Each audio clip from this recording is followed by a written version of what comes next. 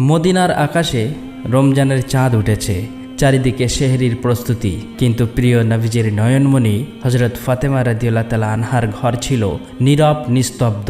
হজরত ফাতেমা রাদিয়াল্লাহু তাআলা আনহা সারা রাত ইবাদত করার পর রোজা রাখবেন, তাই সেহরি খাবার জন্য প্রস্তুত হলেন। কিন্তু দেখলেন ঘরের কোণে এক ফোঁটা পানি ছাড়া আর কিছুই নেই।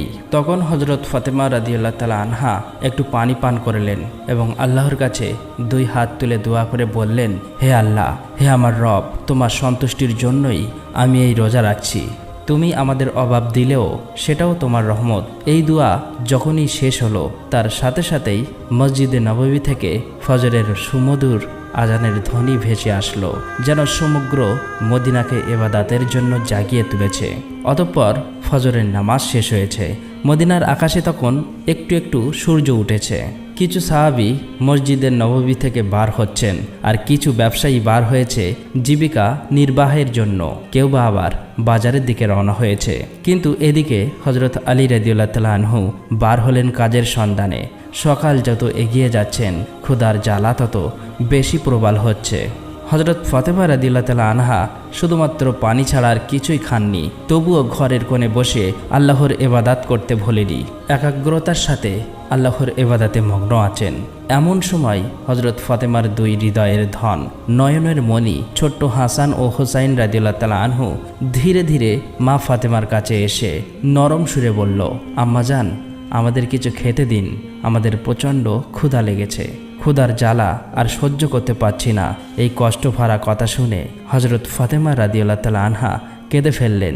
চোখের কোণায় পানি জমে গেল, হৃদয়টা যেন হাহাকার করে উঠল। কিন্তু তিনি তো কিছুই বলতে পারছেন না। তবুও হাসি মুখে তাদের সান্ত্বনা দিয়ে বললেন, বাবা, এই জীবন তো শুধু পরীক্ষা মাত্র। বাবা, কিছুক্ষণ অপেক্ষা করো, ইনশাআল্লাহ তোমার আব্বাজান কিছু না কিছু খাবারের ব্যবস্থা করবেন। এটা শুনে শিশু হাসান হুসাইন রাদিয়াল্লাহু তাআলা আনহু আনন্দিত হয়ে সেখান থেকে চলে গেলেন। কিন্তু হজরত ফাতেমা নিজেও ইফতারের অপেক্ষায় আছে। তার নিজেরও প্রচণ্ড ক্ষুধা লাগছে, মাথাটা হালকা ঝিমঝিম করছে। সেই সময় তিনি আল্লাহর কাছে দোয়া করে বললেন, হে আল্লাহ, তুমি আমাদের রিজিকের মালিক। আল্লাহ গো, তুমি আমাদের রিজিক দাও। তুমি আমাদের সন্তানদেরকে কষ্ট সহ্য করার শক্তি দাও। তুমি আমাদের ঈমানকে দৃঢ় রাখো। এত কষ্টের মাঝেও হজরত ফাতেমা রাদিয়াল্লাহু তাআলা আনহার হৃদয়ে কোনো বিদ্রোহ নেই, কোনো হতাশ নেই, কোনো অভিযোগ নেই, আছে শুধু ধৈর্য আর তাওয়াক্কুল। এদিকে হজরত আলী রাদিয়াল্লাহু তাআলা আনহু কাজের জন্য এদিক ওদিক ঘুরছে। তখনও কাজের সন্ধান পেলেন না।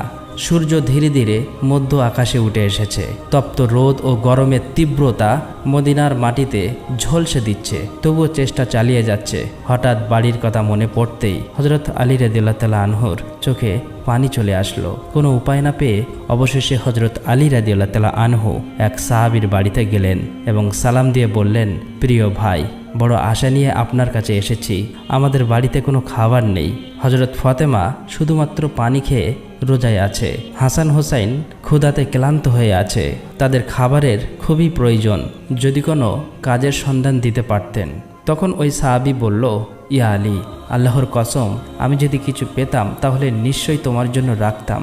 কিন্তু আমার ঘরেও কয়েকদিন চুলায় আগুন জ্বলেনি, আমিও না খেয়ে আছি। এই কথা বলার পর সাহাবীর চোখে জল চলে আসলো। এটা দেখে হজরত আলী রাদিয়াল্লাহু তাআলা আনহু স্তব্ধ হয়ে গেল। তখন তিনি সান্ত্বনা দিয়ে বললেন, প্রিয় ভাই, দুঃখ করো না, আল্লাহ তাআলা কোনো না কোনো ব্যবস্থা করবেন। অতঃপর হজরত আলী রাদিয়াল্লাহু তাআলা আনহু আবারও কাজের সন্ধানে বার হলেন। কিছু দূর যাবার পর হজরত আলী রাদিয়াল্লাহু তাআলা আনহুর মনে পড়ল শহরের শেষ প্রান্তে এক ধনী ব্যবসায়ী বাস করেন।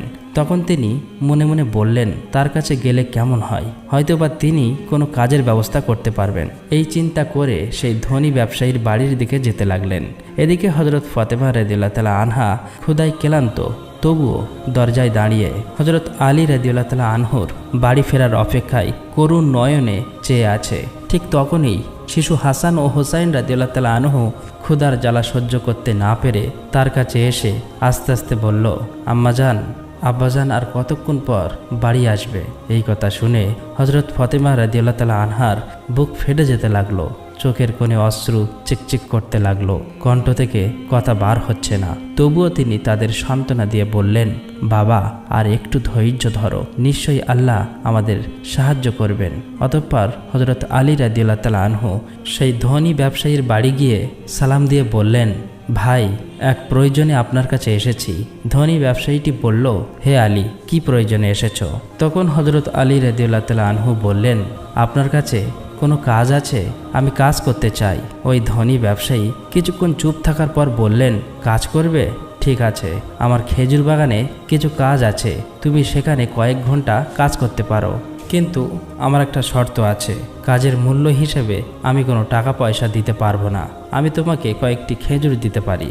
তখন হযরত আলী রাদিয়াল্লাহু তাআলা আনহু এই কথা শোনা মাত্রই চুপ হয়ে গেল। তবুও নিজের পরিবারের কথা চিন্তা করতেই হৃদয়টা কেঁপে উঠল, চোখে যেন জল চলে এলো, কিন্তু কিছুই করার নেই। তিনি সঙ্গে সঙ্গে এই কাজ করার জন্য রাজি হয়ে গেল। অতঃপর হযরত আলী রাদিয়াল্লাহু তাআলা আনহু খেজুর বাগানে কাজ করতে লাগলো। খেজুর বাগানের মালিকের নির্দেশ অনুযায়ী অক্লান্ত পরিশ্রম করে একাই কাজ শেষ করলেন। এভাবে কয়েক ঘন্টা অক্লান্ত পরিশ্রম করার পর হযরত আলী রাদিয়াল্লাহু তাআলা আনহু ওই ধনী ব্যবসায়ীর কাছে এসে বললেন, আপনার নির্দেশ অনুযায়ী আমি সমস্ত কাজ শেষ করেছি, এবার আমার মূল্য পরিশোধ করুন। তখন ওই ধনী ব্যবসায়ী কতগুলো খেজুর হযরত আলী রাদিয়াল্লাহু তাআলা আনহার হাতে দিলেন। খেজুর পেয়ে হযরত আলী রাদিয়াল্লাহু তাআলা আনহু খুবই খুশি হলেন এবং সাথে সাথে আল্লাহর কাছে দোয়া করলেন, হে আল্লাহ, তুমি আমার রিজিক দাতা, তুমি যদি পরীক্ষা নিতে চাও আমরা ধৈর্য ধরব, কিন্তু আমাদের ঈমানকে মজবুত রেখো। তিনি আর দেরি করলেন না, অতি দ্রুত বাড়ির দিকে রওনা দিলেন। অতঃপর হযরত আলী রাদিয়াল্লাহু তাআলা আনহু যখন প্রায় বাড়ির কাছাকাছি চলে আসলো, তখন মদিনার আকাশ গাঢ় লালচে রং ধারণ করেছে, সূর্য পশ্চিম দিগন্তে হেলে পড়ছে, চারিদিকে ইফতারের প্রস্তুতি। তখনই হযরত আলী রাদিয়াল্লাহু তাআলা আনহু ক্লান্ত শরীরে বাড়িতে প্রবেশ করলেন, আর সাথে সাথেই দূর থেকে মসজিদে নববীর সুমধুর আজানের ধ্বনি ভেসে আসতে লাগলো। কয়েকটি খেজুর ও পানি ছাড়া তাদের ঘরে ইফতার করার মতো কোনো খাবার নেই, তবুও সেই ঘর যেন আল্লাহর রহমতে ভরে গেল। সবাই ইফতারের জন্য একসাথে বসলো। হযরত হাসান ও হোসাইন রাদিয়াল্লাহু তাআলা আনহুর 2টি করে খেজুর দিল। হযরত আলী রাদিয়াল্লাহু তাআলা আনহু 2টি খেজুর এবং হযরত ফাতেমা রাদিয়াল্লাহু তাআলা আনহা 2টি খেজুর নিল। খেজুর মুখে দেবে ঠিক এমন সময় এক ভিক্ষুক বাইরে দাঁড়িয়ে উচ্চস্বরে আওয়াজ করে বলতে লাগলো, মা গো, আমি খুবই ক্ষুধার্ত, 3 দিন না খেয়ে আছি, ক্ষুধার যন্ত্রণা আর সহ্য করতে পারছি না, দয়া করে আমাকে কিছু খাবার দিন। হযরত ফাতেমা রাদিয়াল্লাহু তাআলা আনহা এই আওয়াজ শোনা মাত্রই থমকে গেল, কেননা তার হৃদয় ছিল কোমল, অন্তর ছিল দয়ার। তাই তিনি নিজের কথা না ভেবেই বললেন, হে আমার প্রাণের স্বামী, ইফতারের খাবারটুকুই ভিক্ষুককে দিয়ে আসুন। হযরত আলী রাদিয়াল্লাহু তাআলা বললেন, হে ফাতেমা, তুমি কি খেয়ে ইফতার করবে? তখন ফাতেমা রাদিয়াল্লাহু তাআলা আনহা বললেন, আমি শুধুমাত্র পানি পান করেই ইফতার করব। হযরত আলী রাদিয়াল্লাহু তাআলা আনহু অবাক হলেন, আর কিছুই বললেন না। সেই খাবারটুকু ভিক্ষুককে দিয়ে দিলেন। তারপর তিনি দোয়া করলেন, হে আল্লাহ, হে আমার রব, কষ্টের মাঝে আমাদের এই ত্যাগ তুমি কবুল করে নিও, আমাদের ধৈর্য ধরার শক্তি দিও। অতঃপর পরের দিন রোজা রাখার জন্য হযরত ফাতেমা রাদিয়াল্লাহু তাআলা আনহা শুধু পানি পান করলেন। পরের দিন সকালবেলা হযরত আলী রাদিয়াল্লাহু তাআলা আনহু অনেক চেষ্টার পর ইফতারের জন্য কিছু আটা সংগ্রহ করে বাড়ি আনলেন। তখন হযরত ফাতেমা রাদিয়াল্লাহু তাআলা আনহা সেই আটা দিয়ে কয়েকটা রুটি বানালেন। এইভাবে সারাদিন অতিক্রম হয়ে ইফতারের সময় চলে আসলো। তখন চারিদিকে ইফতারের প্রস্তুতি, খুশির আমেজ, কিন্তু হযরত ফাতেমা রাদিয়াল্লাহু তাআলা আনহার ঘর নীরব নিস্তব্ধ। তিনিও রোজা রেখেছিলেন, কিন্তু সামান্য কয়েকটা রুটি আর পানি ছাড়া ঘরে কিছুই নেই। কষ্ট, অভাব, তবুও ধৈর্যের এক অপূর্ব সৌন্দর্য ফুটে উঠেছিল সে ঘরে। ছোট্ট হাসান, হোসাইন রাদিয়াল্লাহু তাআলা আনহু, হযরত আলী রাদিয়াল্লাহু তাআলা আনহু সবাই বাড়িতে ফিরে আসতে লাগলেন। একসাথে ইফতার করবে। ইফতারের সময় হয়ে গেছে, সবাই একসাথে ইফতার করতে বসেছে। সবাইকে মাত্র 2টি করে রুটি দিলেন। খেতে যাবে এমন সময় আবারও বাইরে থেকে এক করুণ কণ্ঠ ভেসে আসলো, ইয়া আহলুল বাওয়াত, আমি 2 দিন ধরে অভুক্ত। আমি শুনেছি তোমরা আল্লাহর পথে দানশীল, যদি কিছু খাবার থাকে তাহলে দয়া করে আমাকে দিতে পারেন, ক্ষুধার যন্ত্রণা সহ্য করতে পারছি না। হযরত ফাতেমা রাদিয়াল্লাহু তাআলা আনহা ছিলেন অত্যন্ত দানশীল, তাই তিনি হযরত আলী রাদিয়াল্লাহু তাআলা আনহুকে বললেন, হে আমার প্রিয় স্বামী, এই ভিক্ষুককে রুটিগুলো দান করে আসুন। তিনি বললেন, হে ফাতেমা, তুমি কি খাবে না? হযরত ফাতেমা রাদিয়াল্লাহু তাআলা আনহা বললেন, আমার যদি ক্ষুধা লাগে তবে তারও তো ক্ষুধা লেগেছে, সেও তো ক্ষুধার কষ্টে কাতরাচ্ছে। আমরা তো দুনিয়ায় সুখের জন্য সৃষ্টি হয়নি, আমাদের তো আল্লাহর সন্তুষ্টি অর্জন করাই একমাত্র উদ্দেশ্য। তখন হযরত আলী রাদিয়াল্লাহু তাআলা আনহু দেখলেন মা ফাতেমার হাতে শুধুমাত্র পানি ছাড়া কিছুই নেই। অতঃপর তিনি সেই ভিক্ষুককে রুটিগুলো নিয়ে দিয়ে আসলেন। মনে মনে বলতে লাগলেন, হে ফাতেমা, তুমি কি জানো তুমি কেমন পরীক্ষা দিচ্ছ? নিজে না খেয়ে অপরকে খাওয়ালে, নিজের কষ্ট চেপে রেখে অন্যকে খুশি করলে নিশ্চয়ই আল্লাহ তোমার এই দান কবুল করবে। ঠিক ওই সময় মহান আল্লাহ রব্বুল আলামিন হযরত জিব্রাইল আলাইহিস সালামকে নির্দেশ দিলেন, হে জিব্রাইল, তুমি তাড়াতাড়ি যাও। আমার হাবিব মুহাম্মদ সাল্লাল্লাহু আলাইহি ওয়াসাল্লামের নয়নমণি হযরত ফাতেমা যেভাবে ত্যাগ ও ধৈর্যের কঠিন পরীক্ষা দিয়েছে তা অতুলনীয়। নিজে ক্ষুধার্ত থেকেও অপরকে খাবার দিয়েছে। নিজের কথা না ভেবে শুধু আল্লাহকে খুশি করার জন্য অন্যকে খাবার দিয়েছে। তার ঘরে এখন খাবার নেই, তুমি তাদের জন্য জান্নাত থেকে খাবার নিয়ে যাও। এই নির্দেশ পাওয়া মাত্রই হযরত জিব্রাইল আলাইহিস সালাম জান্নাত থেকে সুগন্ধি রুটি, তরতাজা খেজুর ও মধু নিয়ে হযরত আলী রাদিয়াল্লাহু তাআলা আনহুর বাড়ির দরজার সামনে মানুষ রূপে হাজির হলেন। তখন হযরত ফাতেমার ঘরে কিছুই ছিল না, শুধুমাত্র পানি পান করে আবার আল্লাহর ইবাদতে মগ্ন ছিলেন। ঘরের বাইরে থেকে আবার এক কণ্ঠ ভেসে আসলো, হে আহলাল বায়াত। এই কণ্ঠ শুনে হযরত আলী চমকে উঠলেন। তখন হযরত আলী রাদিয়াল্লাহু তাআলা আনহু ঘরের বাইরে বার হয়ে আসলেন এবং দেখলেন একজন সুপুরুষ হাতে একটি পাত্র নিয়ে দাঁড়িয়ে আছে। তিনি জিজ্ঞাসা করলেন, আপনি কে? আপনাকে তো চিনতে পারলাম না। তখন সেই ফেরেশতার রূপ ধারণকারী ব্যক্তিটি বলল, আমি আল্লাহর পক্ষ থেকে প্রেরিত একজন দাস।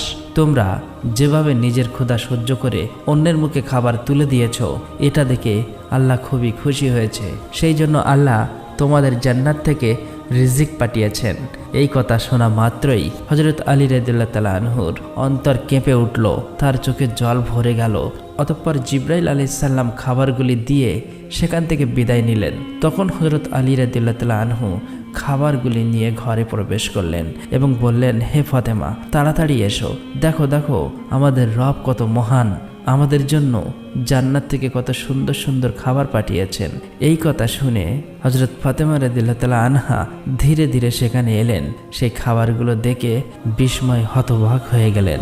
মধুময় নয়নে ওই পাত্রের দিকে তাকিয়ে রইলেন আর মনে মনে বলতে লাগলেন, হে আল্লাহ, তুমি কত দয়ালু, তুমি কতই না মহান। তিনি বুঝতে পারলেন এটি কোনো সাধারণ খাবার নয়। এত সুগন্ধি রুটি, মধু, খেজুর, এ তো জান্নাতের খাবার। এদিকে শিশু হাসান এবং হোসাইন রাদিয়াল্লাহু তাআলা আনহু সেখানে এসে বললেন, আম্মাজান, এই খাবারগুলো কাদের এবং কোথা থেকে এসেছে? তখন হযরত ফাতেমা রাদিয়াল্লাহু তাআলা আনহু তাদেরকে বললেন, বাবা, খাবারগুলো আমাদের মহান আল্লাহ রাব্বুল আলামিন আমাদের জন্য জান্নাত থেকে পাঠিয়েছেন। হযরত হাসান এবং হোসাইন রাদিয়াল্লাহু তাআলা আনহু বললেন, আম্মাজান, এটা কি সত্যি? তিনি বললেন, হ্যাঁ বাবা, এটা সত্যি, এটি আল্লাহর রহমত। সে সময় হযরত ফাতেমা রাদিয়াল্লাহু তাআলা আনহার চোখে জল টলমল করছিল। তখন তারা সবাই আল্লাহর শুকরিয়া আদায় করলেন। খাবার মুখে দেবার পরেই তাদের চোখ থেকে অশ্রু ঝরে পড়ল। এই খাবার ছিল আল্লাহর ভালোবাসার প্রমাণ। অতঃপর পরের দিন থেকে সমগ্র মদিনার অলিতে গলিতে এই খবর আগুনের মতো ছড়িয়ে পড়ল। চারিদিকে সবাই বলাবলি করতে লাগলো যে হযরত ফাতেমা রাদিয়াল্লাহু তাআলা আনহার ঘরে আল্লাহর পক্ষ থেকে জান্নাত থেকে খাবার এসেছে। এমনকি স্বয়ং রাসূল সাল্লাল্লাহু আলাইহি ওয়াসাল্লামও এই খবর জানতে পারলেন। এমন খবর পেয়ে অনেকেই অবাক হলেন, অনেকেই বিশ্বাস করলেন, আবার অনেকে আনন্দিত হলেন, আবার অনেকের ঈমান আরও মজবুত হলো। কিন্তু অন্যদিকে অনেক মুনাফিক যারা সন্দেহপ্রবণ ছিল, তাদের এই কথাটি কোনো মতেই বিশ্বাস হচ্ছিল না। কেউ বা হাসতে লাগলো। তাদের মধ্য থেকে একদল লোকের কাছে গিয়ে বলল, তোমরা কি সত্যিই এমন গুজব খবর বিশ্বাস করো যে জান্নাত থেকে খাবার আসতে পারে? তখন ওই লোকগুলো বলল, আল্লাহ তাআলা চাইলে সব কিছুই সম্ভব, কিন্তু শুধুমাত্র ফাতেমার জন্য কেন জান্নাত থেকে খাবার আসবে? এইসব সন্দেহপ্রবণ কথা ধীরে ধীরে মদিনার অলিতে গলিতে ছড়িয়ে পড়ল। যখন মুহাম্মদ সাল্লাল্লাহু আলাইহি ওয়াসাল্লামের কানে এই খবরটি পৌঁছালো, তখন তিনি সবার উদ্দেশ্যে বললেন, হে মদিনাবাসী, তোমরা কি বিশ্বাস করো না যে আল্লাহ তার বান্দাদের জন্য অলৌকিক ব্যবস্থা করতে পারেন? যদি আল্লাহ তাআলা মেরাজের রাতে আমাকে জান্নাত জান্নাতে নিয়ে যেতে পারেন, তবে তিনি কি আমার কন্যার জন্য জান্নাতের খাবার পাঠাতে পারেন না? আমার কন্যা ফাতেমা জান্নাতের নারীদের সরদারিনী। আল্লাহ তাকে যে মর্যাদা দিয়েছে তা অতুলনীয়। এই ঘটনা সেই মর্যাদারই একটি নিদর্শন। অতঃপর হযরত মুহাম্মদ সাল্লাল্লাহু আলাইহি ওয়াসাল্লাম সূরা আত-তালাকের একটি আয়াত তেলাওয়াত করে শোনান, যার বাংলা অর্থ, যে ব্যক্তি তাকওয়ার পথে চলে আল্লাহ তাকে এমনভাবে রিজিক দান করেন যা সে কল্পনাও করতে পারে না। তখন সবাই নীরব হয়ে গেল। এই কথাগুলো শুনে সাহাবীরা আরও দৃঢ় ঈমান লাভ করলেন। যখন এই ঘটনা সমগ্র মদিনার আলোড়ন সৃষ্টি করলেন, তখন মুনাফিক কাফেররা রাগে ফেটে পড়ল। তাই তারা তাদের অনুসারীদেরকে ডেকে বলল, তোমরা কি দেখেছ মুহাম্মাদের কন্যা এমন মর্যাদা পেয়েছে যা পৃথিবীর অন্য কেউ পায়নি? যদি এই ঘটনা আরও প্রচার হতে থাকে তাহলে মানুষের ঈমান আরও শক্তিশালী করে, দলে দলে মানুষ ইসলাম গ্রহণ করবে, আমাদের ষড়যন্ত্র ব্যর্থ হয়ে যাবে। তখন তাদের এক অনুসারী বলল, তাহলে আমরা এখন কি করতে পারি? তখন এই কাফির মুনাফিকরা বলল, মানুষের মনে সন্দেহ ঢুকিয়ে দিতে হবে। তোমরা সকলের কাছে গিয়ে বলবে এটি একটি মিথ্যা গল্প। এটা কি কখনো সম্ভব? ফাতেমা ঘুমের মধ্যে স্বপ্ন দেখেছেন। আরও বলবে, মুহাম্মদ শুধু তার কন্যার মর্যাদা বাড়ানোর জন্য, লোককে ইসলাম ধর্ম গ্রহণ করানোর জন্য এমন মিথ্যা কথা বলছেন। আমরা তো কখনোই জান্নাতের খাবার দেখিনি, হয়তো এটি একটি গল্প। এই কথা মতো পরের দিন থেকে কাফেরের মুনাফিকের দল অলিতে গলিতে বাড়িতে বাড়িতে গিয়ে এই কথা প্রচার করতে লাগলো যে এটি একটি মিথ্যা গল্প। এভাবে প্রচার করতে করতে একদল সাহাবীদের কাছে গিয়ে বলল, শুনুন ভাইয়েরা, আপনাদেরকে মিথ্যা কথা বলে বোকা বানানো হচ্ছে, এটি সত্যি ঘটনা নয়। তখন ওই সাহাবীরা বলল, যিনি আমাদের জন্য কোরআন অবতীর্ণ করেছেন তিনি কি জান্নাত থেকে খাবার পাঠাতে পারেন না? আর মুহাম্মদ সাল্লাল্লাহু আলাইহি ওয়াসাল্লাম তো আল্লাহর রাসূল, তিনি কখনোই মিথ্যা বলেন না। অতএব তাদের ঈমানের কাছে ওই কাফেররা ব্যর্থ হলো। আর এভাবেই এই দ্বন্দ্ব ধীরে ধীরে ছড়িয়ে পড়তে লাগলো। এই ঘটনার বেশ কিছুদিন পর এক রাতে হযরত ফাতেমা ধীরে ধীরে নিজের ঘরে গেলেন। দীর্ঘ সময় আল্লাহর ইবাদতে মশগুল হলেন এবং চোখের পানি ছেড়ে মনে মনে ভাবছেন, কেন আল্লাহ আমাকে এই অলৌকিক নিয়ামত দিলেন? দুনিয়াতে আমার কিছু চাওয়ার নেই। আমার একমাত্র চাওয়া আল্লাহ যেন আমাদের সবাইকে জান্নাতে একসঙ্গে রাখেন। অতঃপর তিনি আল্লাহর কাছে দোয়া করে বললেন, হে আল্লাহ, তুমি আমাকে এমন সম্মানিত করেছো যার জন্য আমি যোগ্য নই। তুমি আমাকে জান্নাতের খাবার দিয়ে দেখিয়ে দিয়েছ যে দুনিয়ার অভাব কিছুই নয়। যদি তুমি সন্তুষ্ট থাকো, আমি তোমারই বান্দি। আমার সন্তানদের তুমি হেফাজত করো, আমার স্বামীকে তুমি বরকতময় করো, আর আমার আব্বাকে তুমি জান্নাতের সর্বোচ্চ স্তরে উত্তীর্ণ করো। অতঃপর পরের দিন সকালে মদিনার চারিদিকে আলোড়ন সৃষ্টি হলো। তখন হযরত আবু বকর রাদিয়াল্লাহু তাআলা এবং হযরত ওমর রাদিয়াল্লাহু তাআলা আনহু এই অলৌকিক ঘটনার কথা শোনার পর নবীজি সাল্লাল্লাহু আলাইহি ওয়াসাল্লামের কাছে ছুটে এলেন এবং বললেন, ইয়া রাসূলুল্লাহ, এই ঘটনা আমাদের জন্য এক বিরাট নিদর্শন। এটি আমাদের ঈমান আরও দৃঢ় করেছে। তখন হযরত ওমর রাদিয়াল্লাহু তাআলা আনহু বললেন, আমরা কি এই খাবারের কোনো অংশ দেখতে পারি? নবীজি সাল্লাল্লাহু আলাইহি ওয়াসাল্লাম হাসলেন এবং বললেন, হে ওমর, এটি এমন একটি নিয়ামত যা শুধু আল্লাহ যাকে ইচ্ছা করে তাকেই দান করেন। কিন্তু এটি শুধু খাবারের ব্যাপার নয়, বরং এটি এক মহান শিক্ষা। এই কথা শুনে সাহাবীদের হৃদয় প্রশান্তিতে ভরে গেল। অবশেষে হযরত মুহাম্মদ সাল্লাল্লাহু আলাইহি ওয়াসাল্লাম হযরত ফাতেমা রাদিয়াল্লাহু তাআলা আনহার বাড়িতে এলেন। তিনি জানতেন তার কন্যা ফাতেমা শুধু তার মেয়ে নয়, বরং তিনি ইসলামের এক মহান আদর্শ। রাসূল সাল্লাল্লাহু আলাইহি ওয়াসাল্লাম মৃদু হেসে বললেন, হে ফাতেমা, তুমি জান্নাতের নারীদের নেত্রী, আর তোমার এই খাবার তোমার মর্যাদারই প্রমাণ। তখন হযরত ফাতেমা রাদিয়াল্লাহু তাআলা আনহা বিনয়ের সাথে মাথা নিচু করলেন এবং বললেন, ইয়া রাসূলুল্লাহ, আমি তো একজন দুর্বল বান্দা, এই সম্মান একমাত্র আল্লাহর রহমতে। তখন হযরত মুহাম্মদ সাল্লাল্লাহু আলাইহি ওয়াসাল্লাম মুচকি হেসে বললেন, হ্যাঁ, কিন্তু আল্লাহ তার প্রিয় বান্দাদেরই এই রহমত দেন। তুমি ধৈর্য ধরেছ, তুমি তাকওয়ার পথ অবলম্বন করেছ, তাই তিনি তোমাকে জান্নাতের খাবার দ্বারা সম্মানিত করেছেন। সেই মুহূর্তটি ছিল এক অপার্থিব প্রশান্তির মুহূর্ত। হযরত মুহাম্মদ সাল্লাল্লাহু আলাইহি ওয়াসাল্লাম হযরত আলী রাদিয়াল্লাহু তাআলা আনহু, হযরত ফাতেমা রাদিয়াল্লাহু তাআলা আনহা ও হাসান হোসাইনের দিকে তাকিয়ে বললেন, আমি কসম করে বলতে পারি, তোমার অন্তরে যে পরিপূর্ণ ঈমান আছে তা আমাদের সকলের জন্য একটি আদর্শ।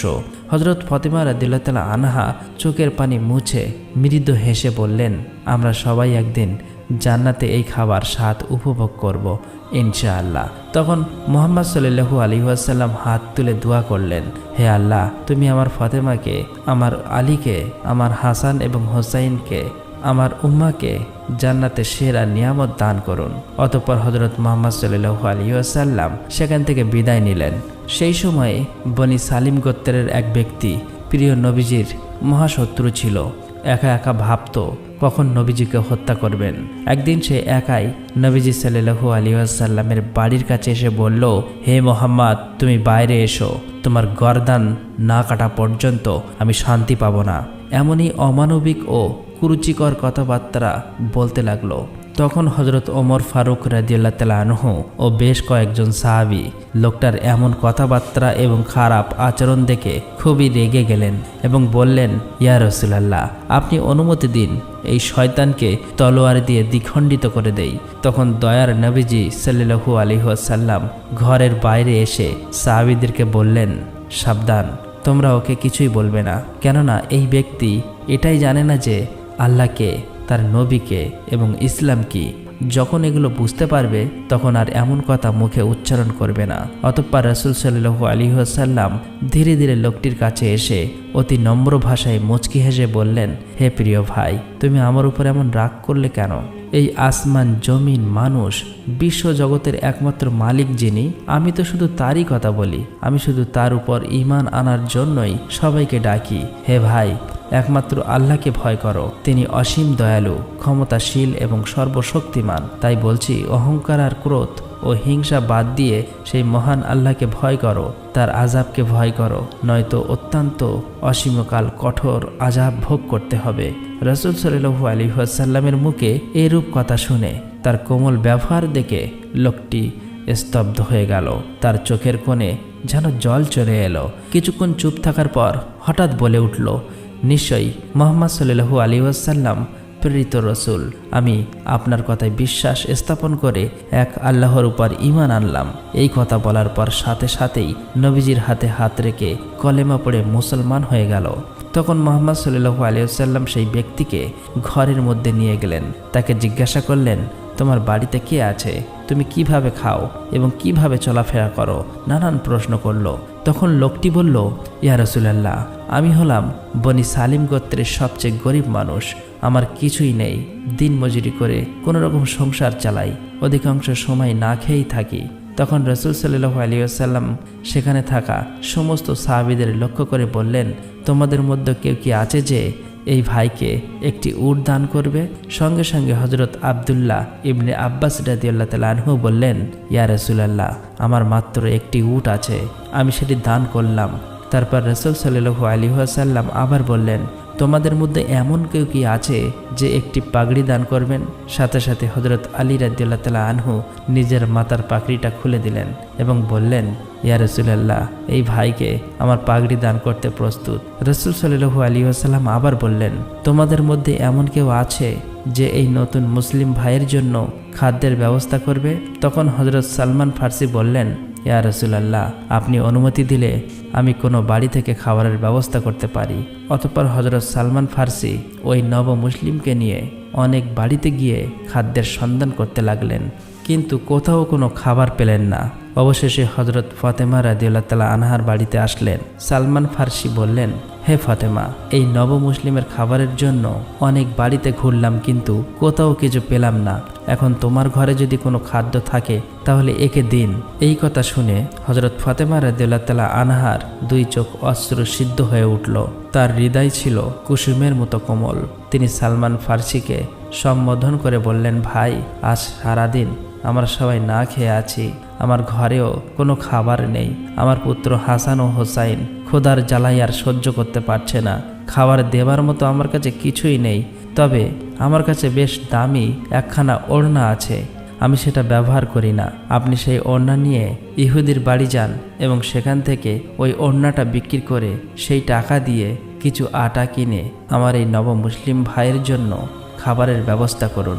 এই কথা শুনে তাদের চোখ জলে ভিজে গেল। হযরত ফাতেমা রাদিয়াল্লাহু তাআলা আনহার এমন ব্যবহার দেখে তারা অবাক হয়ে গেল। হযরত ফাতেমা রাদিয়াল্লাহু তাআলা আনহা দান, ত্যাগ ও ধৈর্যের যে জ্বলন্ত নমুনা পৃথিবীতে রেখে গিয়েছেন, তা চিরদিন ইসলামের ইতিহাসে স্বর্ণ অক্ষরে উজ্জ্বল হয়ে থাকবে। আমরা যদি সবাই সামর্থ্য অনুযায়ী অসহায় গরিব মিসকিনদেরকে সাহায্য করতে পারি, তাহলে ধনী গরিব সকলের সুখী জীবন যাপন করতে পারবে। প্রিয় দর্শক, আসুন এই রমজান মাসে আমরা শপথ করি, আমরা সকলেই সেই হযরত ফাতেমা রাদিয়াল্লাহু তাআলা আনহার মতো, রাসূল সাল্লাল্লাহু আলাইহি ওয়াসাল্লামের মতো উত্তম চরিত্র ও দানশীল হতে পারি। আল্লাহ রাব্বুল আলামিন আমাদের সকলকে সেই তৌফিক দান করুক। আমরা বলি আমিন। আসসালামু আলাইকুম।